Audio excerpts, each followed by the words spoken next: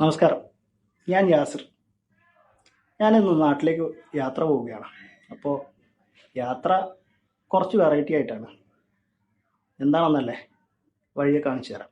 അപ്പോൾ ഞാൻ എൻ്റെ റൂമിൽ നിന്ന് ഇറങ്ങി. ഞാനിപ്പോൾ നിലവിലുള്ളത് ബഹ്റൈനിലാണ്. ബഹ്റൈനിലെ ഒരു കമ്പനിയിൽ ഞാൻ 11 വർഷമായിട്ട് ജോലി ചെയ്യുകയാണ്.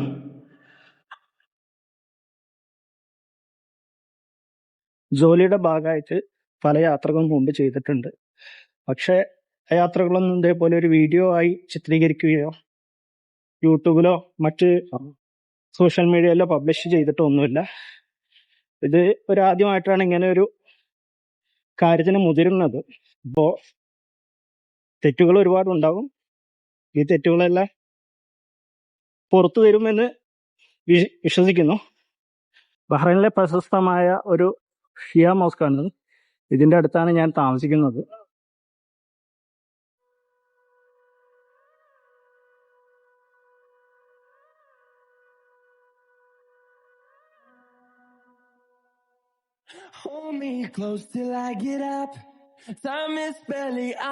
അപ്പോൾ ഒഫീഷ്യലായിട്ട് എൻ്റെ യൂട്യൂബ് ചാനലിലേക്ക് നിങ്ങളെ ഹാർദമായി സ്വാഗതം ചെയ്യുകയാണ്. It's me Yasiya. എൻ്റെ യൂട്യൂബ് ചാനലിന്റെ പേരാണ് യാസ് എക്സ്പെഡീഷൻ.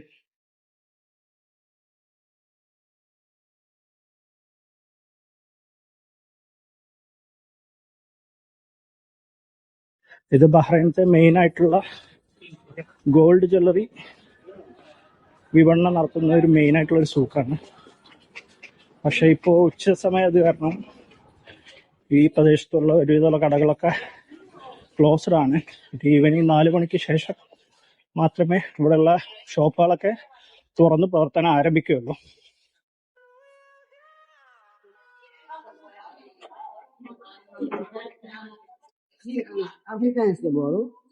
ബഹ്റൈൻ്റെ ഒരു മെയിൻ അട്രാക്ഷൻ ആണ് ഈ ഗോൾഡ് സൂക്ക് എന്ന് പറയുന്നത്. വിവിധങ്ങളായ ഒരുപാട് തരത്തിലുള്ള ജ്വല്ലറി ആഭരണങ്ങളുടെ ഡിസൈനുകളും നിങ്ങൾക്ക് ഇവിടെ ഒന്ന് കാണാൻ പറ്റും. ഇത് ബഹ്റൈനിലെ പ്രധാനപ്പെട്ട ഒരു വ്യൂ പോയിന്റ് ആണ്, ബാബുൽ ബഹ്റൈൻ. ഇതിന്റെ പിൻവശത്തോടെയാണ് ഞാൻ കയറിയത്. ഒരുപാട് ടൂറിസ്റ്റുകൾ പല രാജ്യങ്ങളിൽ നിന്നായി എത്തുന്നുണ്ട്. ഇവിടെ ആഴ്ചയിൽ 3-4 തവണ പല ക്രൂയിസ് ഷിപ്പുകളും വരുന്നതാണ്.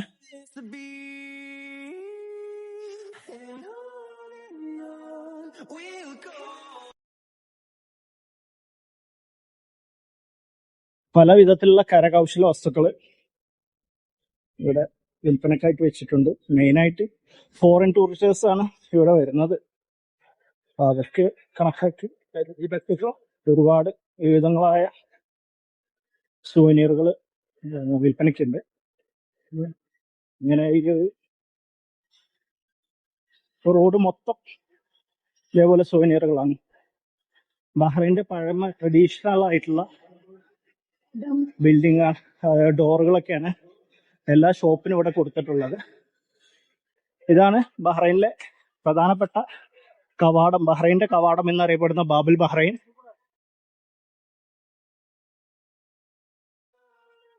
തികച്ചും ബജറ്റ് ഫ്രണ്ട്ലി ആയിട്ട് ട്രാവൽ ചെയ്യാനാണ് ഞാൻ ആഗ്രഹിക്കുന്നത്. ഇത്ര വലിയ ലക്ഷറി ഒന്നുമല്ല, നോർമൽ ഒരു സാധാരണക്കാരന് ചുരുങ്ങിയ ചെലവിൽ ഏതൊക്കെ രാജ്യങ്ങൾ പോവാം അതിനെ കുറിച്ചാണ് ഞാൻ ഈ വീഡിയോയിലൂടെ നിങ്ങൾക്ക് എല്ലാവർക്കും കാണിച്ചു തരാൻ ഞാൻ ഉദ്ദേശിക്കുന്നത്. ആണല്ലേ, ഒരുപാട് ടൂറിസ്റ്റുകൾ വന്നിട്ടുണ്ട്. ഇനി എനിക്ക് 2 ഓപ്ഷനാണുള്ളത്. ഇവിടെ നിന്ന് നേരിട്ട് എയർപോർട്ടിലേക്ക് ബസ് കിട്ടും. ബഹ്റൈൻ ദിനാർ 300 ഫിൽസ് ആണ് ആ ബസ്സിന് ചാർജ് ആയിട്ട് വരിക. അല്ല എന്നുണ്ടെങ്കിൽ ഇതുപോലുള്ള ടാക്സികളുണ്ട്. ടാക്സികൾ ഏകദേശം 5-6 ദിനാറിന്റെ അടുത്ത് വരും. നാട്ടിലെ മൂല്യം നോക്കുകയാണെങ്കിൽ ഏകദേശം 1000-1200 രൂപയുടെ അടുത്ത് വരും. ആ പുറകിൽ കാണുന്ന സ്തൂപം പോലെയുള്ള ട്രയാങ്കിൾ ഷേപ്പിലുള്ള സ്തൂപം പോലുള്ള ബിൽഡിംഗ് ആണ് ഇവിടുത്തെ ഒരു പ്രധാനപ്പെട്ട ലാൻഡ്മാർക്ക് എന്ന് പറയുന്നത്. ബഹ്റൈൻ്റെ ലാൻഡ്മാർക്ക്. തൊട്ടപ്പുറത്ത് ഇതാണ് ഫിനാൻഷ്യൽ ഹാർബർ ടവർ. തൊട്ടപ്പുറത്താണ് old Manama city town, Manama എന്ന ടൗണിലേക്ക് പോകുന്നത്. ഇവിടെയാണ് ബസ് സ്റ്റോപ്പ് ഉള്ളത്. ബസ് സ്റ്റോപ്പിൽ നിന്ന് A1 എന്ന ബസ്സാണ് എയർപോർട്ടിലേക്ക് ഉണ്ടാവുക. എല്ലാ അരമണിക്കൂർ കൂടുമ്പോഴും ആ ബസ് ഉണ്ട്. അപ്പൊ അതിനു വേണ്ടി വെയിറ്റ് ചെയ്യാണ്. അവിടെ നിന്നും ബസ് കിട്ടാൻ കുറച്ച് താമസം എടുക്കും. അതുകൊണ്ട് ഞാൻ തൊട്ടടുത്ത് തന്നെയാണ് ബസ് സ്റ്റേഷൻ ഉള്ളത്. ആ ബസ് സ്റ്റേഷനിലേക്കാണ് നടക്കുന്നത്. ഇന്നെന്താണെന്നറിയില്ല, ഭയങ്കര തിരക്കാണ് ഈ ഏരിയയിലൊക്കെ. ഒരുപാട് ടൂറിസ്റ്റുകൾ ഇന്ന് വന്നിട്ടുണ്ട്. അതുകൊണ്ട് തന്നെ ട്രാഫിക്കാണ്. ചിലപ്പോൾ ബസ് കിട്ടിയില്ല എന്നുണ്ടെങ്കിൽ ടാക്സി പോകണം. ഇത് ബഹ്റൈനിലെ മറ്റൊരു പ്രസിദ്ധമായൊരു മാളാണ് ഗോൾഡ് സിറ്റി മാള്. ഒരുപാട് ജ്വല്ലറി ഷോറൂമുകൾ, മലബാർ ഗോൾഡ്, ജോയ് ആലുക്കാസ്, ചെമ്മണ്ണൂർ, അങ്ങനെ ഇന്ത്യയിലും വിദേശത്തും എല്ലാവരും പ്രശസ്തമായ ഒരുപാട് ഷോപ്പുകളുണ്ട് അതിൽ. ബസ് സ്റ്റാൻഡിലേക്ക് നമ്മളിപ്പോൾ നടന്നുകൊണ്ടിരിക്കുകയാണ്. കാണുന്ന ഏകദേശം ഒരു 50 മീറ്ററോളം ഉണ്ട്, അവശേഷിക്കുന്നുണ്ട്. ഇതാണ് ബഹ്റൈനിലെ മനാമ സെൻട്രൽ ബസ് സ്റ്റേഷൻ. ഇവിടെ നിന്നാണ് ബഹ്റൈൻ്റെ എല്ലാ ഭാഗത്തേക്കുള്ള ബസ്സുകൾ പുറപ്പെടുന്നത്. ബസ് ഇതുവരെ എത്തിയിട്ടില്ല. A1, A2 അല്ലെങ്കിൽ 10 ആ നമ്പർ ബസ്സുകളാണ് എയർപോർട്ട് വഴി പോകുന്നത്. ഇത് കാത്തിരിക്കാം. അപ്പോൾ A1 എന്നുള്ള ബസ് എത്തി എയർപോർട്ടിലേക്ക്. എയർപോർട്ട്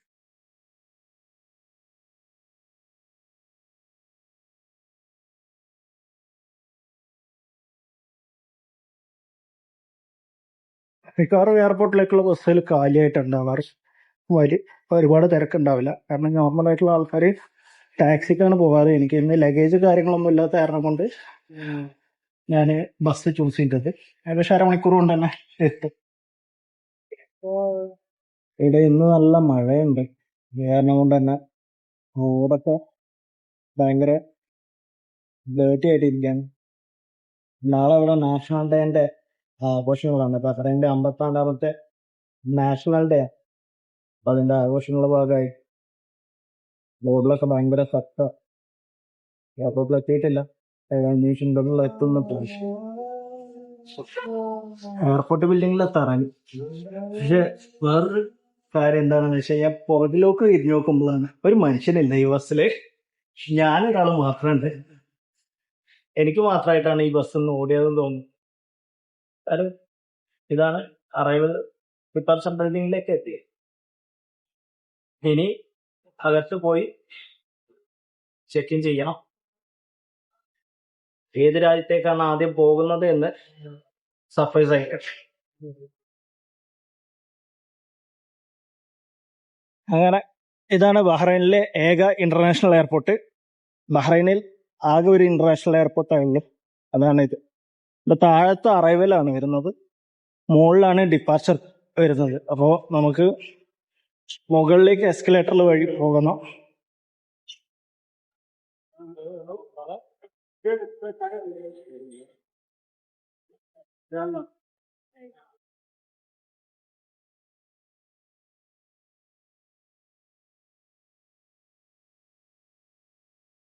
അപ്പോൾ ഇനി തുടർന്നുള്ള യാത്രക്കുള്ള ബോർഡിംഗ് പാസ് കിട്ടി. അങ്ങനെ നമ്മൾ ഈ യാത്രയിലെ എൻ്റെ ആദ്യത്തെ ഡെസ്റ്റിനേഷനായ ശ്രീലങ്കയിലേക്കാണ് പോകുന്നത്. ശ്രീലങ്ക മാത്രമല്ല, മറ്റ് 4 രാജ്യങ്ങൾ കൂടി ഞാൻ ഈ യാത്രയിൽ വിസിറ്റ് ചെയ്യുന്നുണ്ട്. അപ്പോൾ ഭക്ഷണം കഴിച്ചിട്ടില്ല. ഭക്ഷണം കഴിക്കാൻ എനിക്ക് ക്രെഡിറ്റ് കാർഡ് ഉള്ളത് കാരണം കൊണ്ട് ഇവിടെ ലോഞ്ച് ആക്സസ് കിട്ടും. അപ്പോൾ ലോഞ്ചിലേക്ക് പോയി അവിടുന്ന് ഭക്ഷണം കഴിച്ച് 5:50 ഫ്ലൈറ്റ് വരുന്നത്. ഏകദേശം 1.5 മണിക്കൂർ ടൈമുണ്ട്. ഭക്ഷണം കഴിച്ച് റിലാക്സായി ടൈമിനേക്ക് നമുക്ക് പോകാം.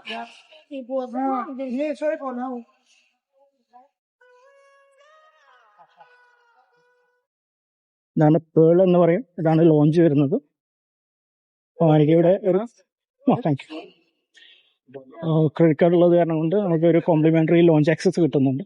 അപ്പോൾ ഇതുപോലുള്ള യാത്രകളിൽ ഈ ലോഞ്ച് ആക്സസ് നമുക്ക് യൂസ് ചെയ്താൽ തന്നെ നമ്മളെ യാത്രക്ക് വേണ്ടി ഫുഡ് എക്സ്പെൻസ് കുറയ്ക്കാൻ പറ്റും.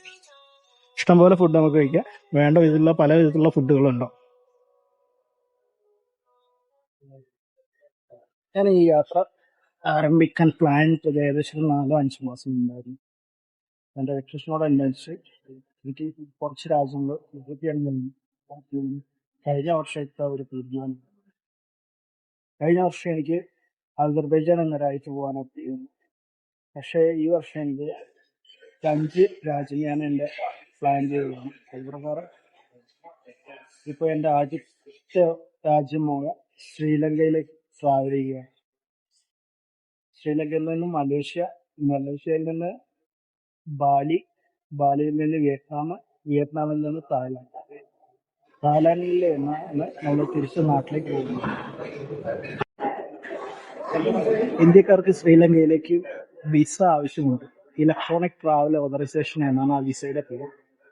അത് ഓൺലൈനിൽ എടുക്കാൻ പറ്റുന്ന ഒരു വിസയാണ്. ആ വിസയും നമ്മൾ ശ്രീലങ്കയിലേക്ക് പോകാനുള്ള ടിക്കറ്റും റിട്ടേൺ ടിക്കറ്റും ഉണ്ടെങ്കിൽ നമുക്ക് ശ്രീലങ്കയിലേക്ക് യാത്ര ചെയ്യാം. പിന്നെ ഗൂഗിളിൽ booking.com-ൽ നിന്നൊരു ഹോട്ടൽ ബുക്കിംഗ് എടുത്ത് അതിൻ്റെ ഒരു വൗച്ചറും നിങ്ങളുടെ കയ്യിൽ വെച്ചാൽ മതി. ഇന്ത്യയിൽ നിന്നാണെങ്കിൽ ചെന്നൈയിൽ നിന്നാണ് ഏറ്റവും കുറഞ്ഞ ഫ്ലൈറ്റിന് ഫെയറിന് ഫ്ലൈറ്റ് ഉള്ളത്. ഇപ്പോൾ ബോർഡിങ് കഴിഞ്ഞു ഈ ഫ്ലൈറ്റിലേക്ക് പോകാനുള്ള പരിപാടിയാണ്. കുറച്ച് ഡിലേ ആയിട്ടുണ്ട്, മണിക്കൂർ ഡിലേ ആയിട്ട്. കണക്ഷൻ ഫ്ലൈറ്റ് ആണ്. എനിക്ക് ഷാർജയിൽ നിന്ന് ആണ് കൊളംബോയിലേക്കുള്ള കണക്ഷൻ ഫ്ലൈറ്റ് ഇനി വരുന്നത്. അത് എന്തായിരിക്കും എന്തോ ഏകദേശം ഒരു 1.5 മണിക്കൂർ ലേ ഓവർ ഉണ്ട്. എന്നപ്പോഴും ഒരു റിലാക്സ് ചെയ്യാനുള്ള സമയം കിട്ടില്ല. ഈ ഫ്ലൈറ്റിൽ നിന്ന് ഇറങ്ങി അടുത്ത ഫ്ലൈറ്റിലേക്ക് ഓടേണ്ടി വരും. 20A സീറ്റാണ്. البطاقة أفراد الطاقم يوجد تأكد من إغلاق جميع الأجهزة الإلكترونية والهواتف المتحركة أو إبقاء. വിൻഡോ സീറ്റ് ഉണ്ട്, പക്ഷെ രാത്രി ആയതുകൊണ്ട് കാഴ്ചകളൊന്നും കാണില്ല. 1 മണിക്കൂർ ഷാർജയിലേക്ക് ഫ്ലൈറ്റ് ടൈമിംഗ് ഉണ്ട്. അവിടുന്ന് ഷാർജയിൽ നിന്ന് 3.5 മണിക്കൂറാണ്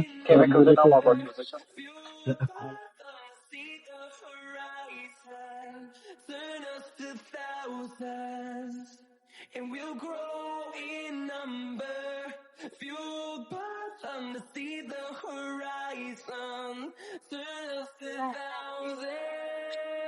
ഷാർജയിൽ ലാൻഡ് ചെയ്യാനായി ഏകദേശം ഒരു 5 മിനിറ്റിൻ്റെ ഉള്ളിൽ തന്നെ ലാൻഡ് ചെയ്യും. ഇനി അടുത്ത ചെക്ക് ഇൻ ഗേറ്റ് കൊളംബോയിലേക്ക് ഫ്ലൈറ്റ് എവിടെയാണെന്നുള്ളത് ചെക്ക് ചെയ്തതിനു ശേഷം ആ ഗേറ്റിൽ പോയി ബോർഡിങ് ചെയ്യണം.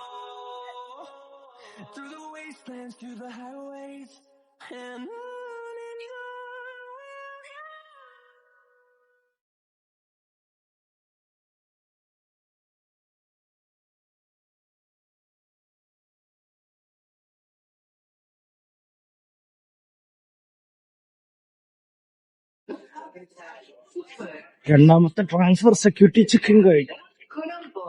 ഇനി 8ാമത്തെ ഗേറ്റിലാണ് കൊളംബോയിലേക്കുള്ള ഫ്ലൈറ്റ് ഉള്ളത്. ക്രിസ്മസ് അതുപോലുള്ള ആഘോഷങ്ങൾ ആയത് കാരണം കൊണ്ട് ആളുകളൊക്കെ നാട്ടിലേക്ക് പോവാണ്. അതിൻ്റെ ഒരു തിരക്ക് കാണുന്നുണ്ട്. ഫ്ലൈറ്റിലേക്ക് കയറാൻ 9:30, അരമണിക്കൂർ. കറക്റ്റ് 10 മണിക്ക് തന്നെ ഫ്ലൈറ്റ് എടുക്കുമെന്ന് വിചാരിക്കുന്നുണ്ട്.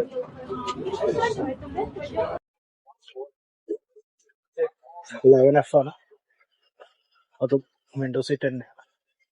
പക്ഷേ രാത്രി ആയതുകൊണ്ടൊരു കാര്യമല്ല. ഇനിയുള്ള കാഴ്ചകൾ കൊളംബോയിലെത്തിയതിനു ശേഷം നോക്കുകയാണ്.